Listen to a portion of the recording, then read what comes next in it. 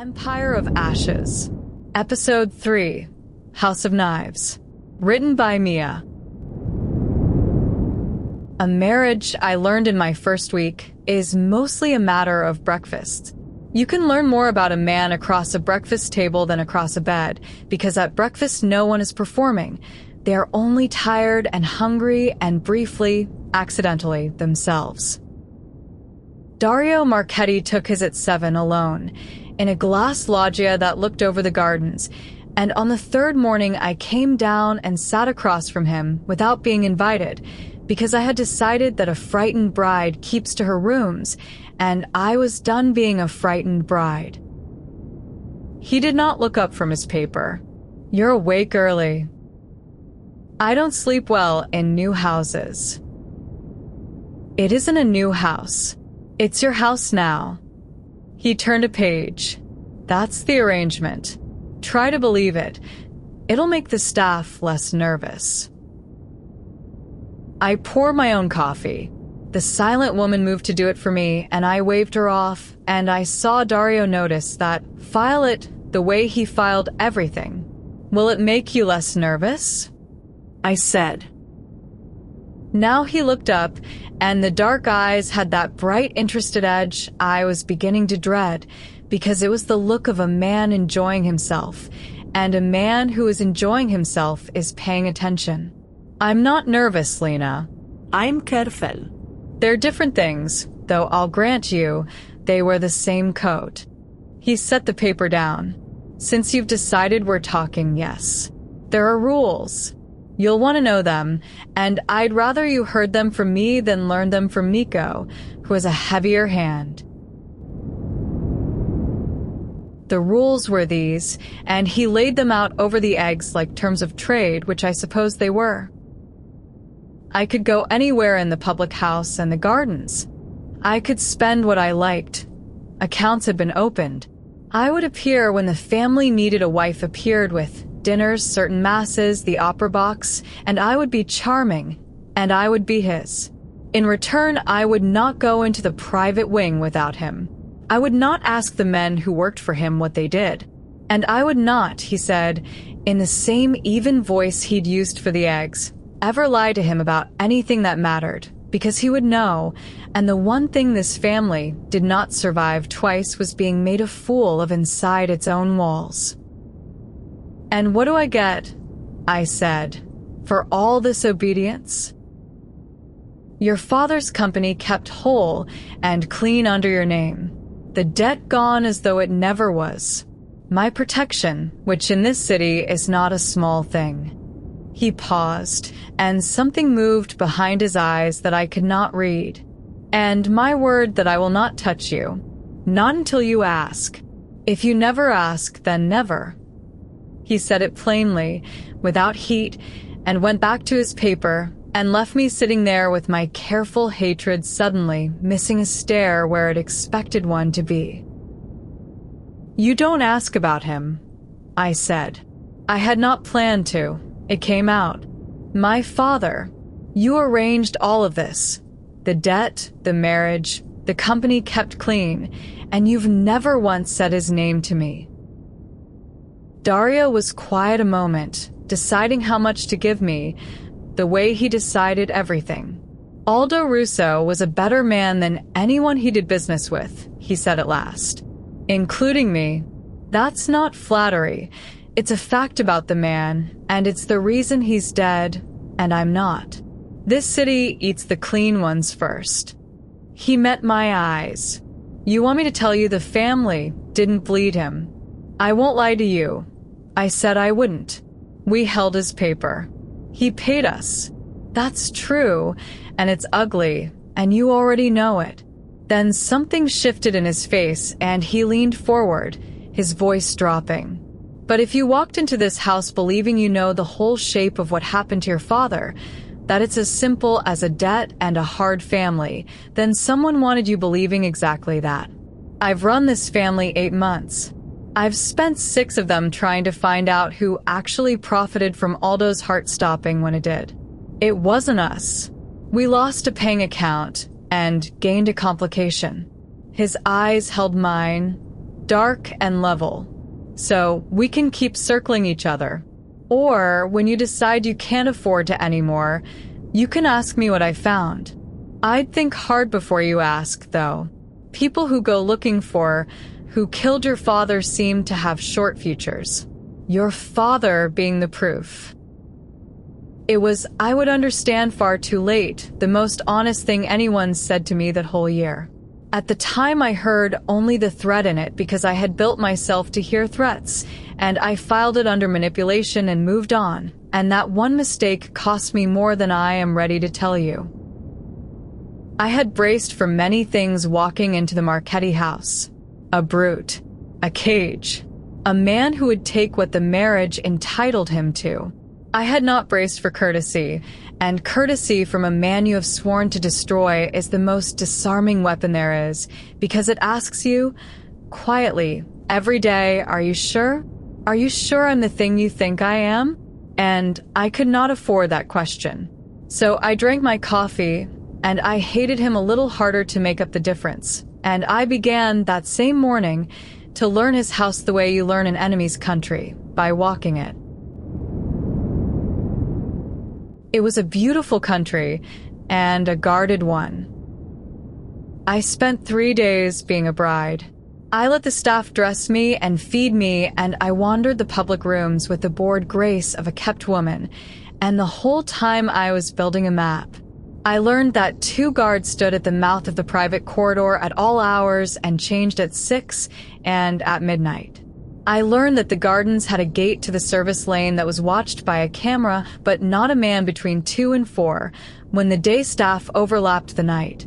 I learned which maids gossiped and which were Nico's, and that the difference mattered.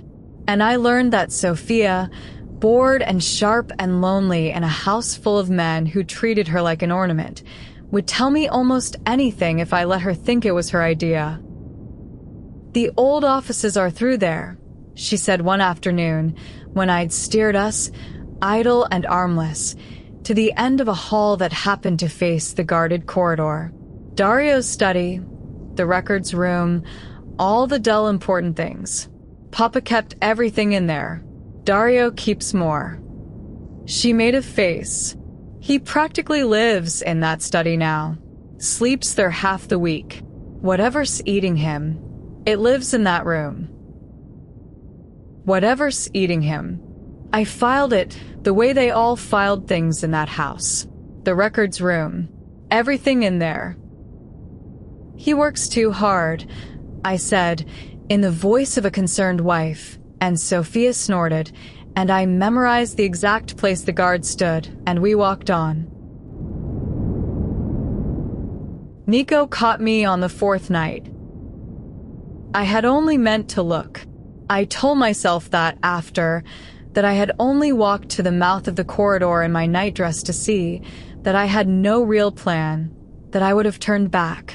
But I was 11 feet closer to that guarded door than a sleepwalking bride had any business being when the lights came up and Nico was simply there, the way he was always simply there, with his boxer's patience and his flat, cold eyes.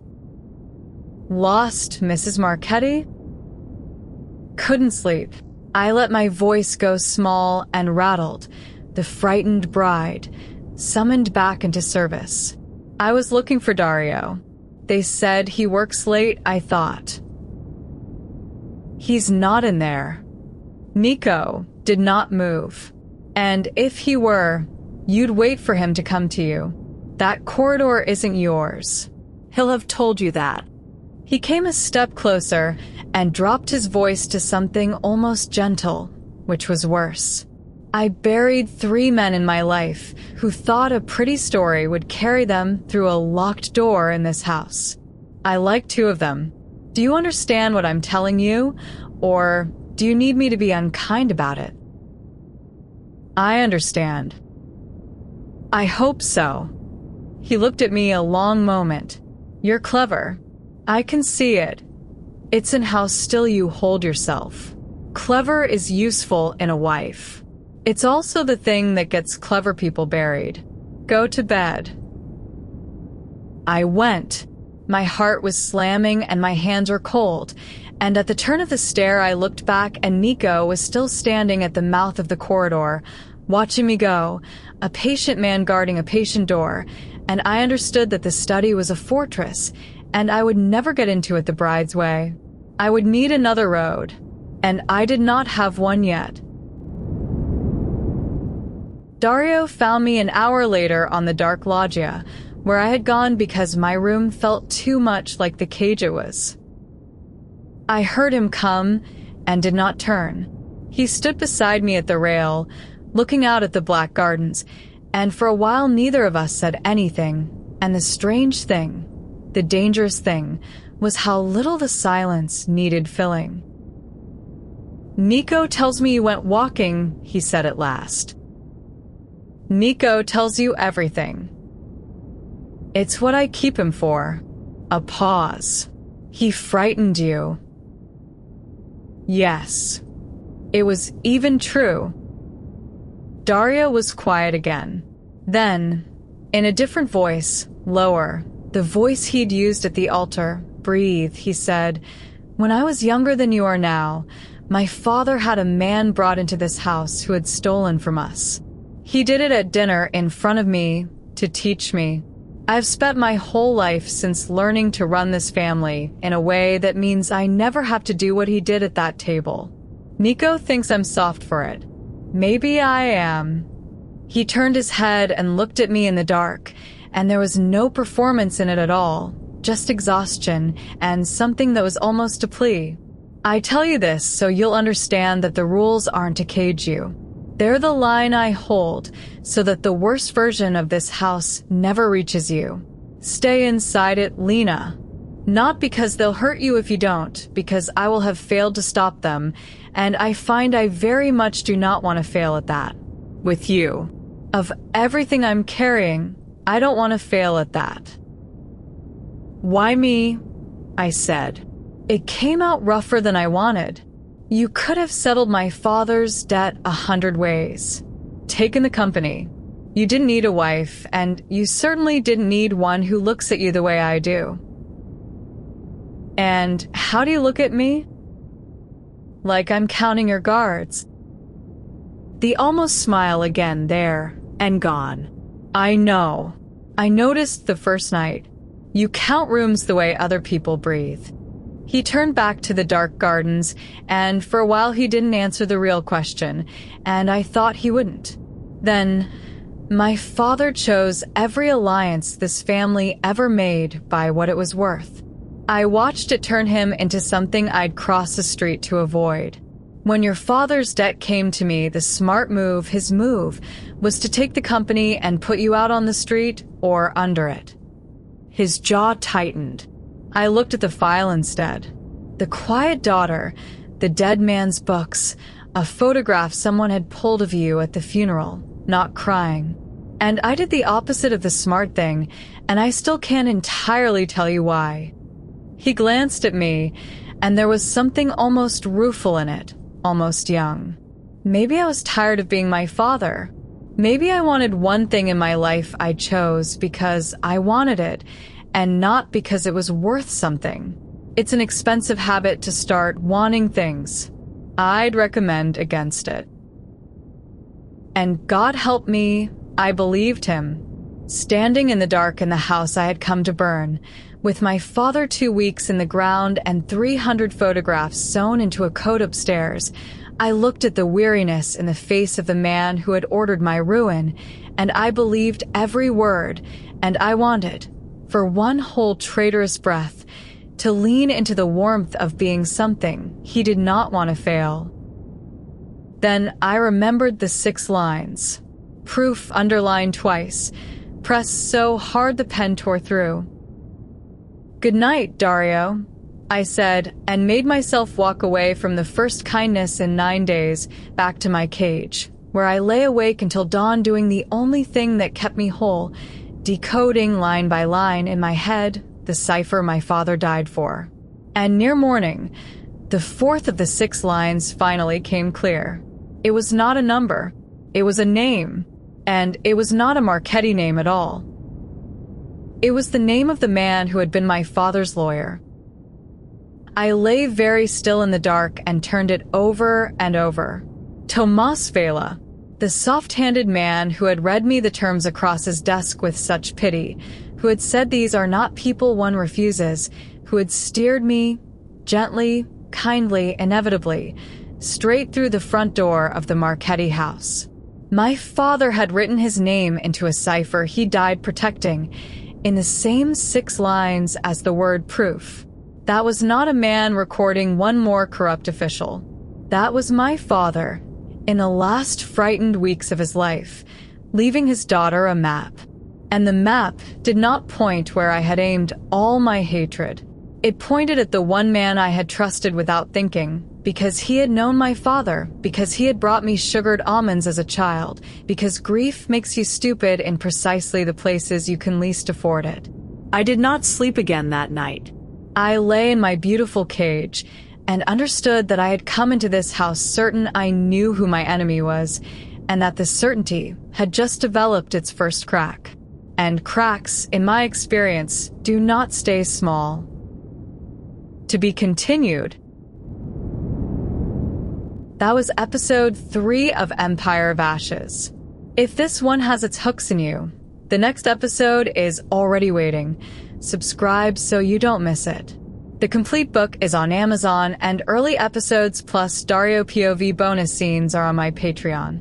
Links are in the description. I've Mia. Thank you for listening.